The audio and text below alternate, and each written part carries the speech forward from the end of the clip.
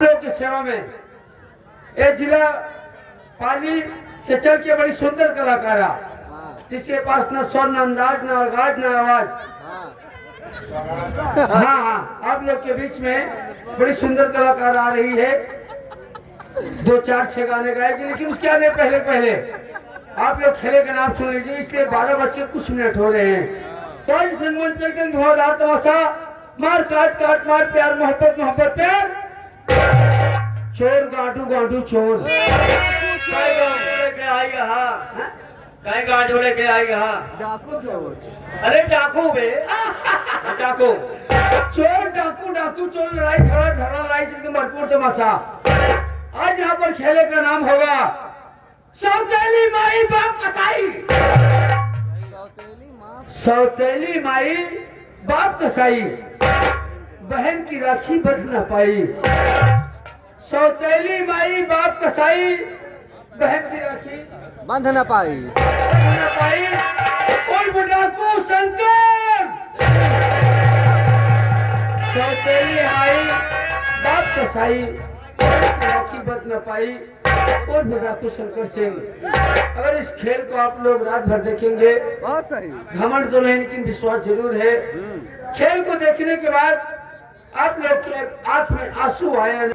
बहन ने की भाई के संग गद्दारी, सब तो कई लगत की है। पहली वाली संगीत होगी।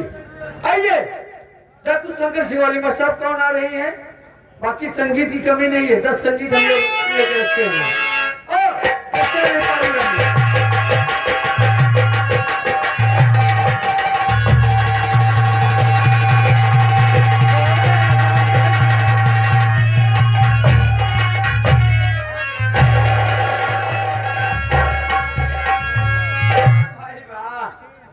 क्या ठेकेदार कमर है।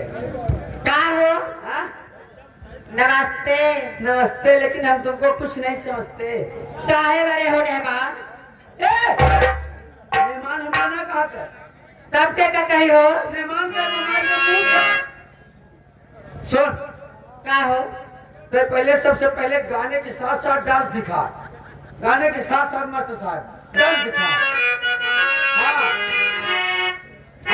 गाने के साथ साथ डांस।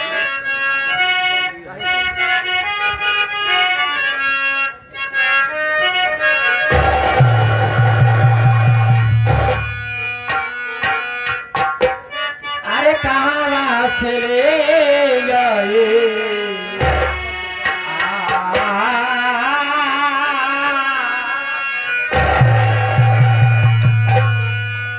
अरे कहाँ से ले गए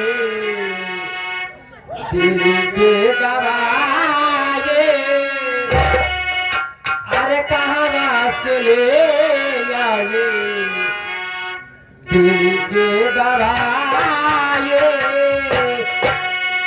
करी तो डरा दिया कर जवाब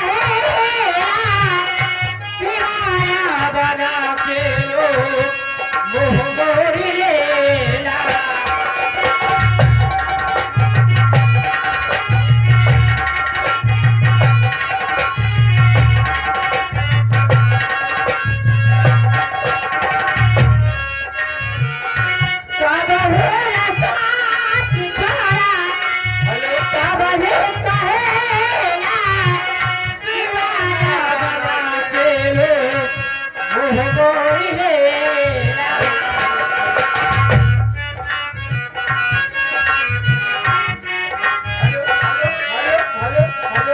रात भर जागे रहले आवे नाय भाजे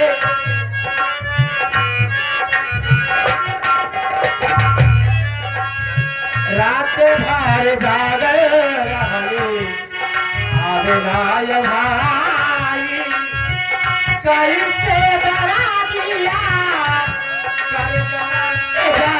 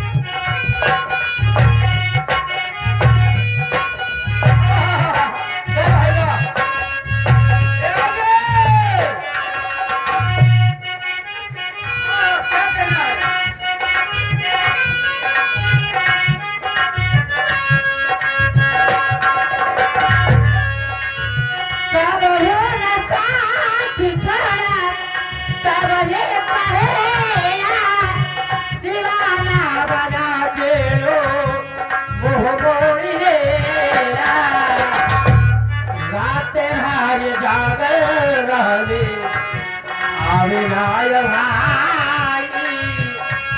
रात भर जागे आवे नाय भाई कैसे डरा दिया करे डरा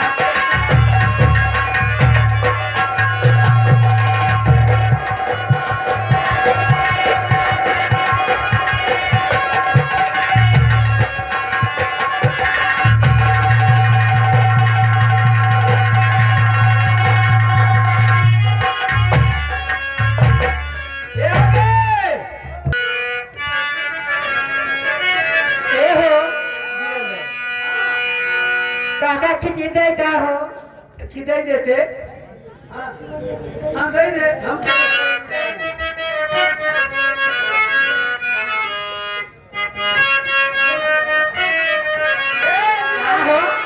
अरे छुए न दे गाले हो नजरिया से तेरे भाई दो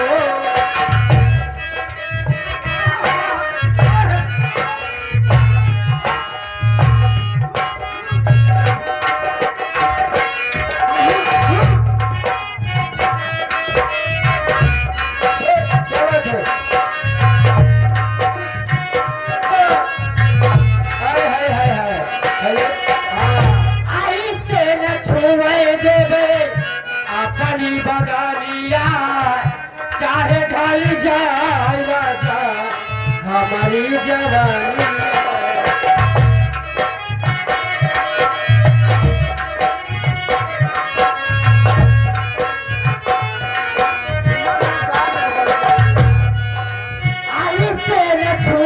देवे अपनी बदनिया चाहे ढल जाए राजा हमारी जवानिया